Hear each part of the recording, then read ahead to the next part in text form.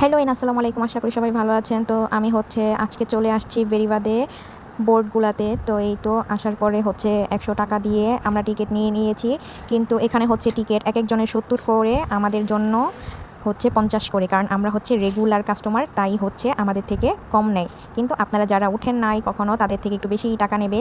আর এখানে মজার একটা বিষয় যে আপনার এই ওয়েদারে, যে ঠান্ডা ঠান্ডা ওয়েদারে আর পানি বাড়ার কারণে অনেক বাতাস হয়। এই বাতাসের ফিল নেওয়ার জন্যই আমরা এখানে আসছি।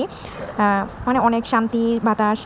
আর আসার পরে মশা, এদিকে মশা আমার পায়ের মধ্যে বসে মানে অনেক অবস্থা খারাপ করে দিছে। আর আমার অনেক ভালো লাগে ভিডিও করতে। তো আমি ভিডিও করতেছিলাম। একটা দোলনা আছে এখানে, তো দোলনার মধ্যে আমি একটু দোল খাচ্ছিলাম।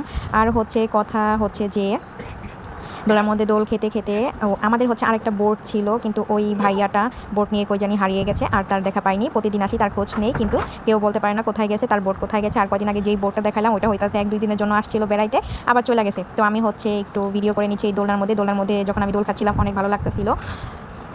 আপনারাও চাইলে ওইখানে যেতে পারেন, ঘুরতে পারেন। প্লেসটা অনেক সুন্দর আছে, ঘোরার জন্য বেস্ট। আর 30 মিনিটের মতন আপনারা ঘুরতে পারবেন। আর খাবারের মধ্যে থাকবে চিপস আর দুধ চা। আমরা যে চিপসটা খেয়েছি ওইটা হইতাছে একটু মিষ্টি মিষ্টি ছিল, আর যে দুধ চাটা খেয়েছি ওইটা জাস্ট আমার কাছে ভালো লাগছে।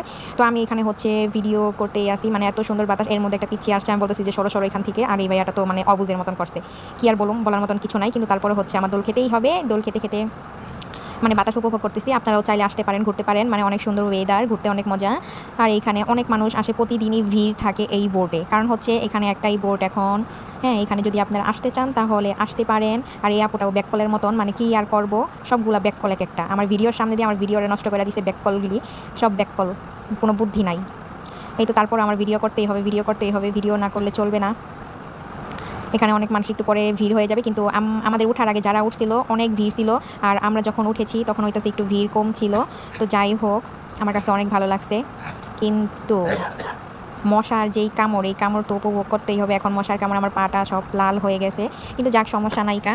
মশার কামড় খাইলেও ওয়েদারের যেই ভিউ, অনেক সুন্দর বাতাস ছিল, একেবারে প্রাণ ঠান্ডা করার মতন বাতাস। আপনারা যদি চান তাহলে অবশ্যই ঘুরতে পারেন, আসতে পারেন আমাদের এই সুন্দর বোটে, সুন্দর জায়গায়। তা আমি একটু ঢংমং করে নিতেছি, ঠিক আছে?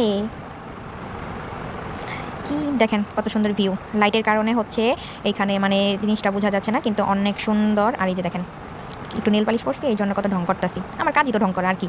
ঢং ছাড়া কি আর কোনো কাজ আছে? আমার কোনো কাজ নাই, ঢং করতে পারলেই মনে হয় অনেক। আর এই যে দেখেন, এই গাছটা অনেক সুন্দর লাগে আমার কাছে। এই গাছটার নাম তো আমি জানি না, আপনারা জানলে বললেন আমাকে। আর এটা তো চিনেন, এটা তো চিনি, এটা বাগান বিলাস।